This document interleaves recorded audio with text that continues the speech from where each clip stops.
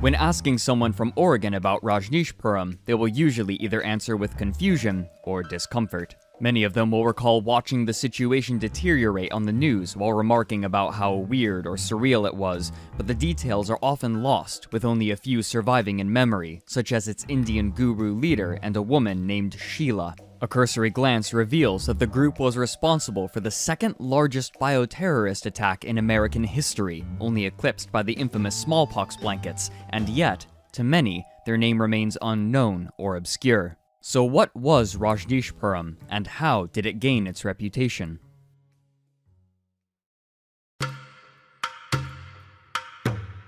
Over the course of the 1960s, a professor of philosophy named Chandra Mohan Jain had been increasing his presence in India. He had obtained his professorship at the University of Jabalpur in 1960, but he was better known for his frequent travels across India under his nickname, Rajneesh, where he would proclaim the benefits of a life filled with pleasure and celebration. He made a name for himself as a dissident, openly attacking Mahatma Gandhi and spreading controversial ideas such as capitalism and birth control. While most of Indian society seemed to perceive him as a deviant, his charisma and popularity saw that he was still routinely invited to conferences. By 1964, he was holding meditation camps where wealthy resort-goers could practice his unique methods, largely informed by the New Age movement.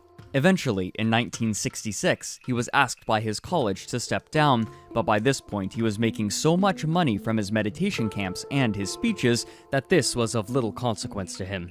In 1970, with the help of one of his followers, Jain settled down into an apartment in Bombay where people would go to see him. From here, he focused all of his efforts into building what became known as the Rajneesh movement, based around his teachings. He named his followers neo-sannyasins, placing them in direct opposition to the typical Hindi sannyasin monks while still requiring them to wear the traditional red or orange clothing as well as the wooden beads. Rajneesh, however, added one part to the garb. The prayer beads would also have a portrait of his face hanging from it.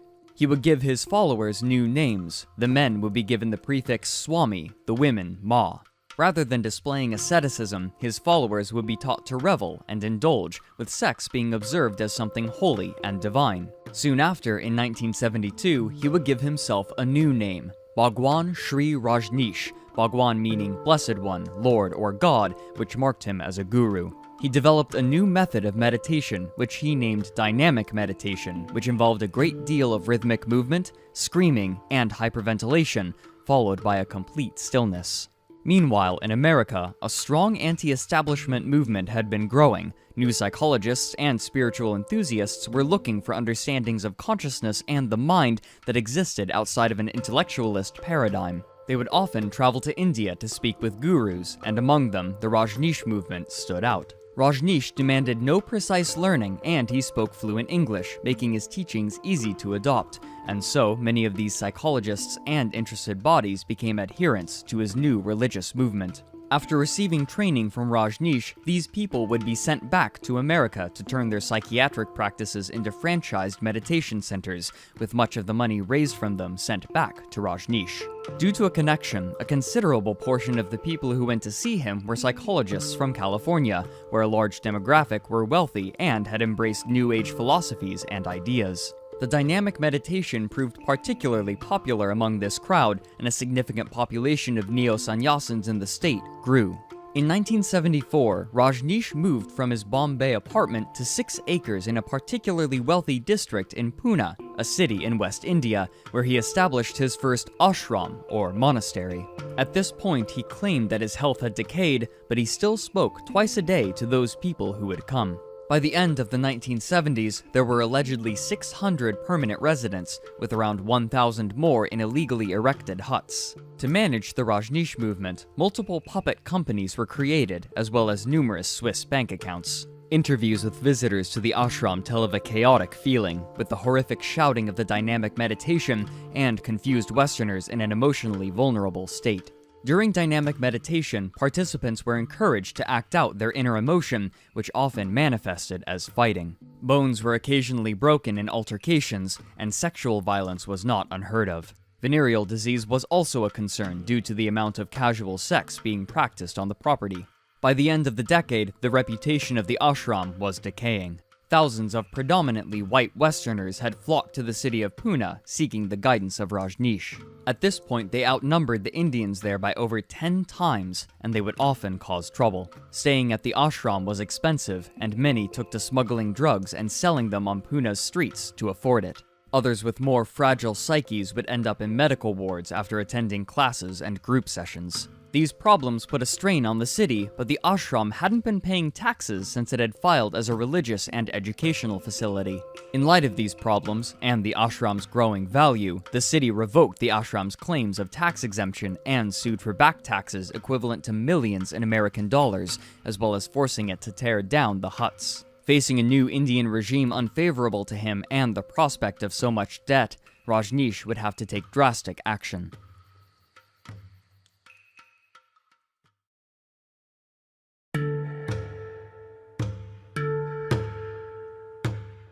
For some time, Rajneesh's main assistant, renamed Ma Yoga Lakshmi, had been hunting for a new space which Rajneesh sought to turn into a commune. However, despite months of searching, she faced blocker after blocker. While she had been gone, a woman named Ma Anand Sheila had played a political game to fill the administrative gap left behind, and once she had established herself, she suggested that they instead find somewhere in America for the commune. Under the pretense of necessary medical treatment, Rajneesh secretly traveled to America on May 31st, 1981, where he would stay by extending his tourist visa. After searching for nearly 3 months, Rajneesh and his administrative staff finally found a suitable plot of land, the Big Muddy Ranch in northeastern Oregon, which covered 64,000 acres or 100 square miles. The soil quality of the land was poor after overgrazing, but this was of little consequence to them. Immediately, the dutiful neo-sannyasins flew in and began their work. The first step was gaining bureaucratic authority, which is where their first issues began to manifest. Despite the degraded soil quality, Big Muddy Ranch had been zoned for farming, which meant that every single structure had to have some direct farming use, and every new structure needed direct approval from the state bureaucracy. This was a common gripe from the locals. However, the commune they had in mind was to be far more than a farm, and most of the buildings they wanted would immediately be vetoed by the Wasco County Oversight Council, were they to apply for them. In order to resist state oversight and construct their buildings unmolested, the neo-sannyasins decided to become an incorporated city, which meant that they could put together their own oversight council. Becoming an incorporated city was simple. All that was required was a population of 150 people. When they first arrived, they only had several dozen, but when this loophole was discovered, Ma Anand Sheila demanded that they use names and addresses from California to expedite the process. Swami Krishna Deva quotes her as saying, "You know I am not interested in waiting. Do it, and do it tomorrow." Before applying for incorporation, however, the group's private lawyers in Portland advised them that this move would attract the ire of an environmentalist group known as 1,000 Friends of Oregon. And so, Sheila decided that she would approach them first. She attempted to convince them that the neo-sannyasins were there to restore the land, but needed a city to perform this arduous work. While the lawyers of 1,000 Friends were receptive to her, they remained unconvinced about the need for a city. When this failed, she attempted bribery, but this only enraged her audience. She left in a huff, but not before insulting their legal practice. Under the tutelage of the experienced Rajneesh, Sheila began to use the commune's media attention to hurl insults at 1,000 Friends, claiming bigotry on their part, though this seemed only to increase their donation revenue when she began to appear on their printed media. Concerned about Sheila's tactics, another member of Rajneesh's leadership, Ma Yoga Vidya, approached Rajneesh to protest, but rather than listening to Vidya's counsel, Rajneesh chided her and demanded that nobody ever question Sheila's decisions again. Undaunted, the neo-sannyasins continued with their plan. But before they could apply for incorporation, they needed to construct housing for these workers, and to construct housing, they would need approval from Wasco County. During their meeting with the Wasco planners, the neo-sannyasins shrouded the true nature of the movement by eschewing their orange clothing in favor of less conspicuous outfits. They also went by their birth names, claiming that they were not religious in any way. They asked for enough building permits to house approximately 150 people. The plan worked. California neo-sannyasins began to make the trip up to northeastern Oregon, often being housed in tents before they could build their more permanent A-frame homes. These people were encouraged to sell all of their possessions and give their liquid assets to aid in the construction of the commune. In order to mask the number of people they were actually housing, the workers would hide some of their mattresses when the Wasco County planners came by to inspect them. They also managed to conceal the fact that the buildings deviated greatly from the permits they had been granted, leaving out most amenities in favor of simply being cheap housing. Along with this, they also crafted a landing strip for Rajneesh's small fleet of Learjets. It wasn't long before they had enough people for incorporation. When the time came, they already had a name chosen: Rajneeshpuram. Though the neo-sannyasins had already won their incorporation, the lawsuit led by 1,000 friends was still pending, and if they won, many of the planned structures in Rajneeshpuram would have to be torn down. And so, the Rajneeshi turned their attention 20 miles away to the town of Antelope. Antelope was incredibly small, consisting of approximately 40 people, mostly retired, but if the Rajneeshi wanted to securely build their desired administrative office and printing factory for Rajneesh's books, they would have to build it outside of Rajneeshpuram, and Antelope was the obvious choice. However, when they applied for the building permits, the city council denied them, citing the fact that the town didn't have the water supply for the 100 or so new people that would be working there. Enraged, the Rajneeshi began a brutal legal campaign to decide not only the fate of the buildings, but the fate of the little town of Antelope.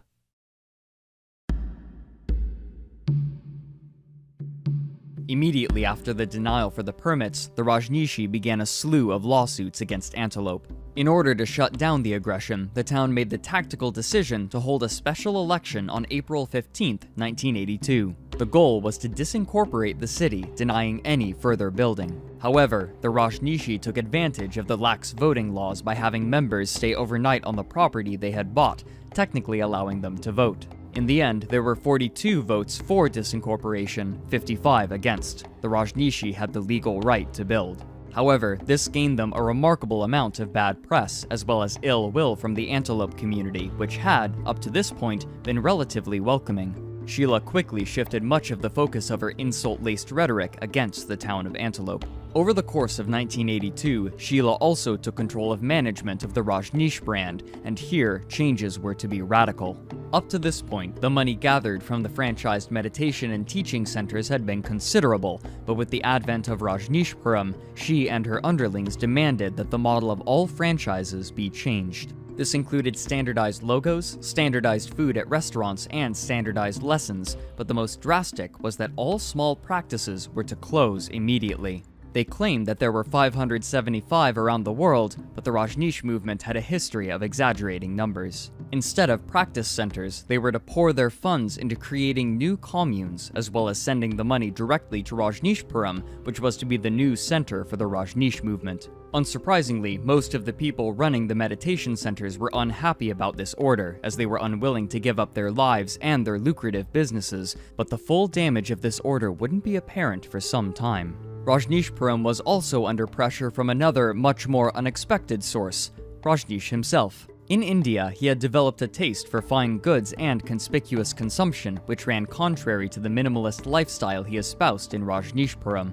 He began making demands on Sheila. Not only did he want a beautiful, large new house, but he also wanted other luxuries. In particular, he had a taste for two things: jewel-encrusted watches and Rolls-Royce cars, and for these he had a seemingly insatiable appetite. Soon, news sources in Oregon were keeping track of his growing fleet. Rajneesh would ride down in one of his Rolls-Royces daily to show himself to his devout followers, but he refused to speak to them as he had now taken on a vow of silence. Instead, people simply cheered as he passed by. These shows became the focus of media attention. He took to speeding down the barren highways of Central Oregon, often being stopped and ticketed, which he seemed to take with good humor.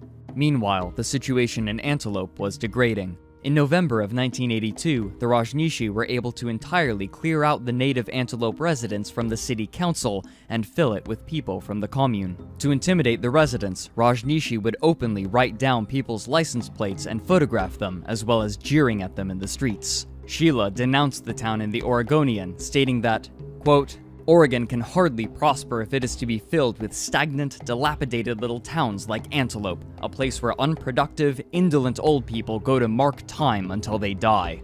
This barrage of aggression eventually proved to be too much, and soon, most of the original population had left. In short order, the town was renamed to Rajneesh, but this victory was bittersweet for the Rajneeshi. The following month, the Immigration and Naturalization Service had denied Rajneesh permanent resident status, pointing out the fact that he had requested residence claiming that he had failing health while also trying to register as a religious worker. The Rajneeshi had time to fight this decision, but this proved an imminent threat to Rajneesh's residence in America. At this point, the Rajneeshi had already begun constructing buildings to accommodate their bloating population. Perplexingly, much of the population of Rajneeshpuram consisted of highly educated college graduates, and in many cases, their specific talents were put to use. Lawyers helped both defend the commune and lash out at its opponents. Agriculturalists were employed to create a sustainable food source and rejuvenate the depleted land. Engineers helped design the layout of the city and the buildings, as well as solving issues of water and waste. Approximately a tenth of the population had psychology degrees. A person's qualifications, though, were not always utilized, but due to Rajneesh's teachings, menial and hard labor were viewed as enjoyable, even with over 12-hour workdays 7 days a week. These planners were able to skirt regulation by carefully writing requests for permits. Swami Krishna Deva, the appointed mayor of the town, later said that, quote, "When we applied, for instance, for a permit for a greenhouse, we applied for a permit for what might be the largest greenhouse ever, but it was built to the specifications and with the capacity to be a gathering hall for festivals and people coming. Everything that we applied for agricultural on the surface had a second underlying and false motive, if you will, to be a part of what would be the ultimate community for the disciples around the world." Soon, the commune was hosting thousands, a number helped along by a portent of doom given by Rajneesh that there would be a massive earthquake in California, something he had thought of after reading about Nostradamus. They would make money by hosting visitors and giving long group seminars, sometimes lasting months. Both the takeover of Antelope and their countercultural lifestyle attracted a significant amount of negative attention, as had Sheila's speeches on local news networks, but the leadership would soon find a way to use it to their advantage and exert their control over the population in a much more obvious way.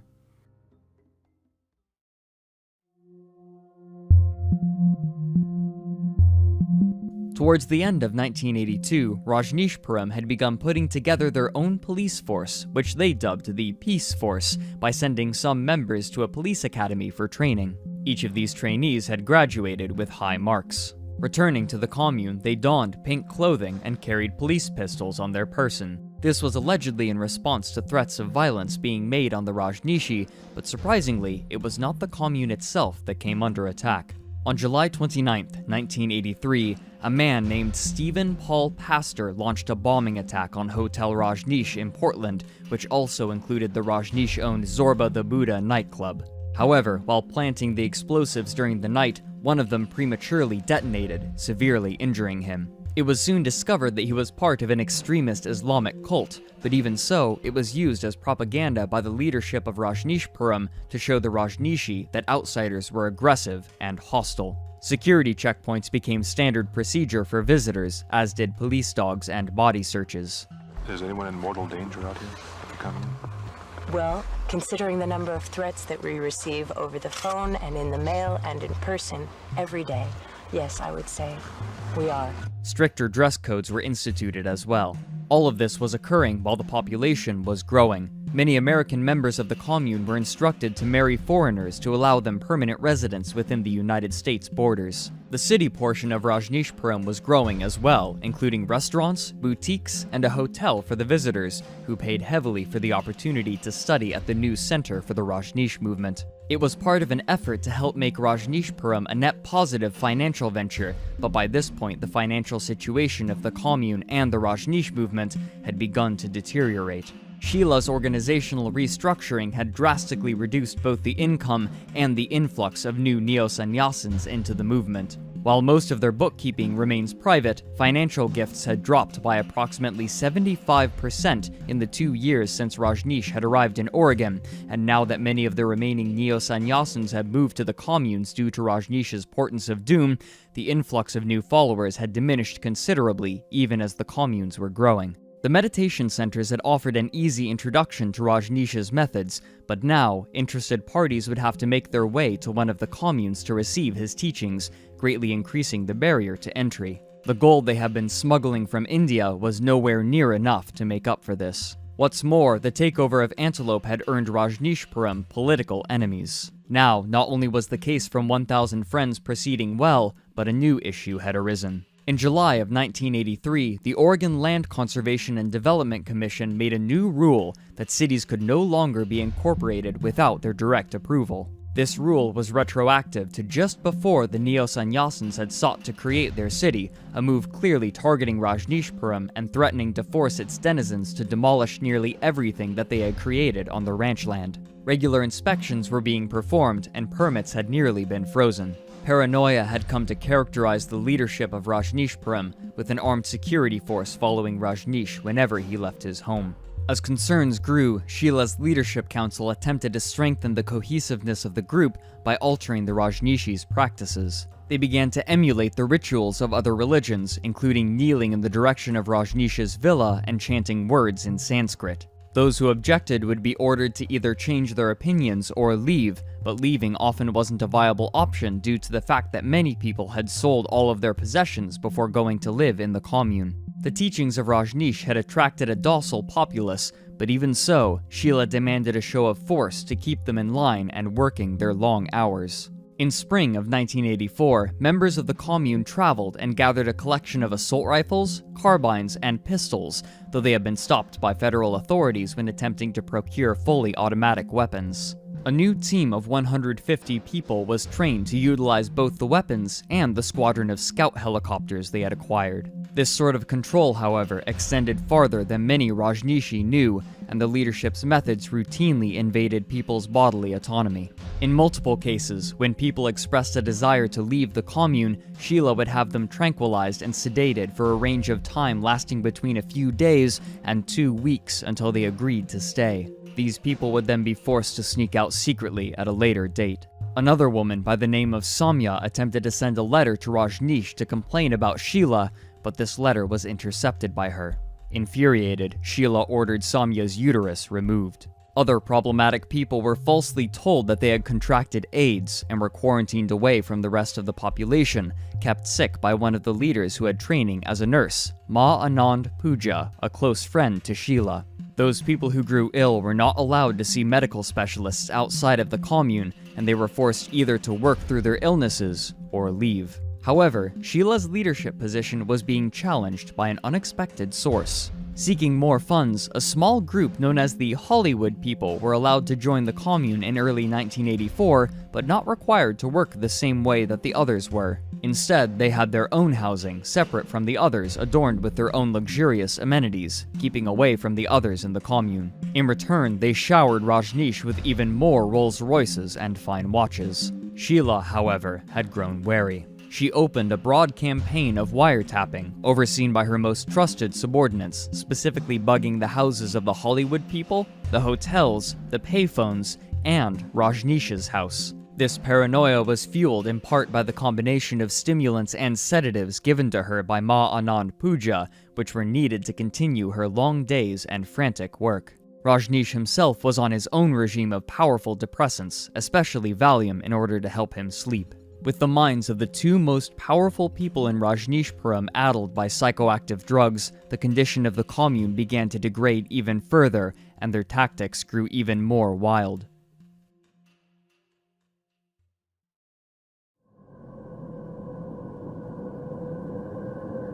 Hidden away in a corner of Rajneeshpuram, Sheila had set up a hidden laboratory with Puja, where the latter began to conduct research attempting to find biological weapons that would be difficult to trace back to the commune. Eventually, they settled on the bacterium Salmonella, a common cause of food poisoning, and Puja set to work incubating cultures for use. Before they could enact any of their plans, they decided that they needed to test their choice of bacterium. One day, in the summer of 1984, while 3 Wasco County commissioners were inspecting new construction on Rajneeshpuram during a routine visit, their car was sabotaged by the Rajneeshi. While they were waiting for repairs, Puja offered them glasses of water, each secretly contaminated with salmonella, and they accepted them. The next day, one of the commissioners was hospitalized, and according to the doctors, he would have died had he not received emergency care. One other man was bedridden for 2 days with similar symptoms. However, nothing incriminating the Rajneeshi could be found except for circumstantial evidence, and so they evaded litigation, if not suspicion. Around the same time, a small group of trusted Rajneeshi were making trips to the Dalles, a nearby town in Wasco County, to conduct further tests and attempt to sicken county workers by smearing the salmonella on public toilets in the courthouse, but to no avail. They then attempted to sicken people at rallies, but this too failed. Eventually, they hit on the idea of pouring the salmonella on vegetables in grocery stores, and they did so in a run led by Sheila herself. However, if people did grow sick from this attack, there were no news reports to the effect, rendering the test a failure.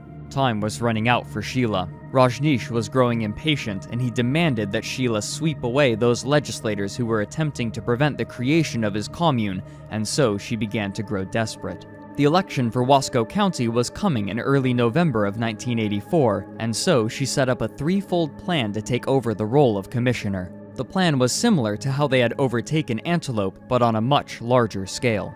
I tell you, the county is so f***ing bigoted, it deserves to be taken over. One person, known to the neo-sannyasins as Ma Anand Jagruti, would run for commissioner by hiding her ties to Rajneeshpuram under her given name, Bonnie Barlow, and the Rajneeshi would conspire to help her win. The first part of this plan was fairly simple. She would contact other candidates in an attempt to get them to denounce Rajneeshpuram in some way, and then use those calls as leverage to claim bigotry on their part and damage their campaigns. But the other two elements of the plan were more complicated. The second part was an attempt to grow their own voter base. That fall, they opened a new initiative which they called the Share a Home program. The initiative, they claimed, was an effort to help house the homeless and share all that they had built with them. Rajneeshi buses went all around the country to gather homeless people, promising them food, beer, and lodging if they joined the commune, and if they didn't like it, they would be given a ticket back to their home cities. Their aim, however, wasn't charity. The plan was to have these homeless people vote for Ma Anand Jagruti in November, but this wouldn't be enough on its own. The third part was far more aggressive. In an effort to suppress the voter turnouts of the population in the Dalles, the Rajneeshi would use Pooja's salmonella to sicken voters and prevent their turnout on election day. But as of yet, they had failed to make any real impact in any of their tests. And so, Sheila took a group of her trustees in mid-September to the Dalles one last time with live salmonella cultures, where they drove around to 10 different restaurants. They meticulously went to the salad bars, pouring the salmonella onto the salads and in the dressing. The effect was immediate and pronounced. The next day, people were being delivered to emergency rooms and doctors' offices under the effects of the bacterium. In the end, 751 people were infected, with 45 of them hospitalized. One pregnant woman nearly lost her child to the salmonella during labor, but miraculously, not one person died from the attack. Around the same time, they also attempted to poison the water system by dumping raw sewage into the public water tanks, but little apparently came of this. While officials claimed that this outbreak was one large coincidence, Oregonians strongly and correctly suspected the involvement of Rajneeshpuram. Every phase of the Rajneeshi's plan backfired tremendously. The woman they had chosen as their write-in candidate had been discovered engaging in voter fraud, trying to vote under both her given name and Rajneeshi name, and so neither her candidacy nor the phone calls she had gathered could be used. Rather than halt the voters, the attack on the Dalles spurred thousands more people in Wasco County to register to vote in order to fight the Rajneeshi. But by far, the worst failure was the Share a Home program. The number of people that the Rajneeshi needed to sway the election was high, even assuming that the other elements of the plan succeeded, and quickly, the homeless population that the Rajneeshi had brought to live in the commune vastly outnumbered the previous resident population. However, the program had been indiscriminate in its collection of homeless, and soon, fights were breaking out between them. To control them, their beer was laced with haloperidol, a powerful antipsychotic. What's more, a majority of the people brought in requested to leave, but only a few of them were given the tickets that they were promised, since buying that many tickets would have been prohibitively expensive. Instead, the Rajneeshi simply abandoned them in towns around Oregon. When the election finally came, many of the votes from Rajneeshpuram were turned down after special hearings discovered widespread voter fraud from the commune. The Rajneeshi were often attempting to register twice or register dead people to vote. The election was a massive failure. Attempting to leverage their position, Sheila arranged to covertly meet with the staff of Oregon's governor, where she offered a deal. The Rajneeshi would help return the homeless to where they came from in return for complete freedom to build whatever they wished in Rajneeshpuram, as well as a drop of the cases against the city's incorporation and Rajneesh's residency. Unsurprisingly, these demands were denied. Around this time, other lawsuits were pending based on numerous things, especially Sheila's inflammatory behavior, including one case where she had insulted a woman, saying her husband had not died in a hunting accident, but instead committed suicide because she had cheated on him. These suits often would favor the plaintiffs, losing Rajneeshpuram millions. As 1985 came, it was looking more and more like the Rajneeshi would be expelled from Oregon entirely and their leader ejected from the country as their finances dwindled. But Sheila was willing to make one final series of efforts to secure Rajneeshpuram's future.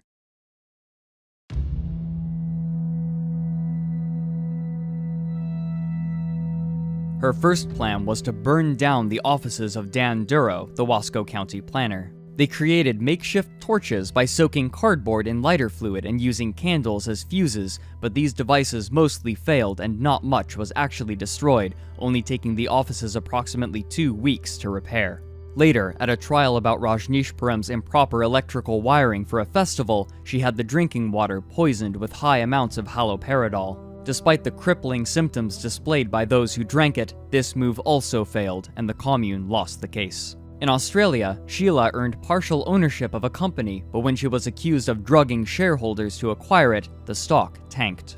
A former Rajneeshi was on the brink of winning a $1.7 million lawsuit, and so Sheila sent a team to assassinate her with poison at her hotel, disguised in plain clothing and wigs. They failed after they couldn't find any time when she was alone. One day, when a city councilman from the Dalles was recovering from ear surgery, Pooja went to the hospital with potassium and adrenaline, which she would administer through his IV drip to stop his heart and kill him. However, when Pooja entered his room and discovered that he didn't have an IV drip, she panicked and left. When she and her compatriots attempted to leave, they discovered that their car had a dead battery. Sheila also arranged to have the man investigating the sham marriages at the commune killed by use of untraceable handguns, but also failed when, again, the team couldn't find an opportune time. But Sheila's list of assassination targets didn't only contain those from without. In a special meeting, Sheila read a transcript, allegedly from a tape recorded on one of her wiretaps. Apparently, Rajneesh had been considering suicide, and his caretaker, Devaraj, was explaining how he could help him accomplish this through a series of lethal injections. She demanded Devaraj, as well as Rajneesh's personal doctor, Vivek, assassinated as conspirators. Other members of the leadership suspected that it was not only for this reason, but because Sheila had grown jealous of the attention they received from Rajneesh. In fact, Rajneesh had warned the others that anyone who grew too close to him became a target for Sheila. The method of assassination would be a lethal dose of adrenaline delivered by syringe. The first target, Vivek, was to be killed in mid-June in her house by knocking her unconscious with an ether-soaked rag before being injected. This attempt failed when the key to the door wouldn't work. In fact, the two would-be assassins, Avalos and Sue, grew sick from inhaling the ether. The following day, the attempt on Devaraj almost succeeded. During a festival, Devaraj was injected with the syringe of adrenaline, but the attempt inevitably failed when he recognized what had happened and sought treatment at a hospital. While this was happening, the Leadership Council was also making plans to load one of their planes with explosives and fly it into the Wasco County Planning Office. But by this point, the leadership was collapsing under the moral strain of attempted murder, and the rest of the leadership refused to participate in any more of Sheila's assassination plans. Due to the uncanny series of failures, the total number of people actually killed was 0. What's more, the commune was hemorrhaging members. New York Times reporter Frances Fitzgerald wrote that, quote, "At the end of August, when I visited the ranch once again, Rajneeshpuram looked empty and motionless by comparison with the way it had been in 1983. The atmosphere in this half-ghost town was decidedly spooky." Unquote. The legal deadlock had halted any more building besides a few small structures, and the series of lost legal disputes had drained the commune's finances, as had Rajneesh's obsessive demand for more Rolls-Royces. By this point, his fleet had expanded to include 93 of them. Both Rajneesh and Sheila could see that the commune was about to collapse, but there was also a more immediate threat to each of them, something that had been building for years.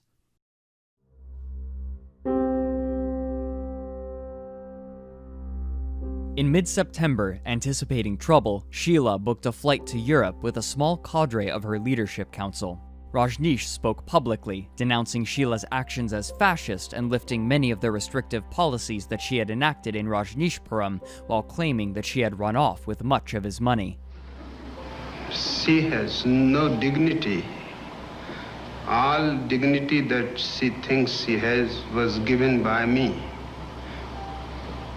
She was just a hotel waitress, and I made her almost a queen. He also claimed that he had only learned of all of Sheila's most aggressive actions after she had left and others had informed him.